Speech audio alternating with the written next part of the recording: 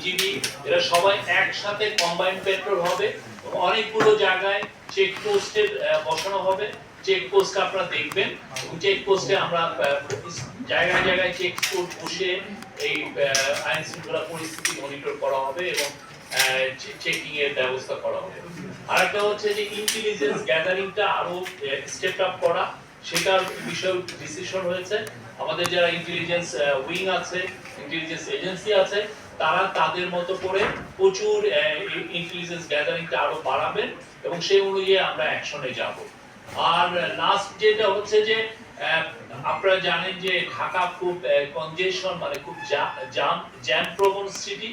সেই জন্য যেটা হচ্ছে যে অনেক ক্ষেত্রে একটা জায়গায় একটা আইন শৃঙ্খলা পরিস্থিতির একটা ঘটনা ঘটেছে, তো সেই জায়গায় যেতে যেতে অনেক সময় দেরি হয়। তো সেইটার আলোকে আইন শৃঙ্খলা বাহিনীগুলোকে প্রচুর মোটরসাইকেল দেওয়ার সিদ্ধান্ত হয়েছে। খুব দ্রুত মোটরসাইকেল গুলো পারচেজ করা হবে, যাতে দুইজনে খুব দ্রুত মোটরসাইকেল করে ওইটা জায়গায় খুব দ্রুত এখানে যেতে পারে।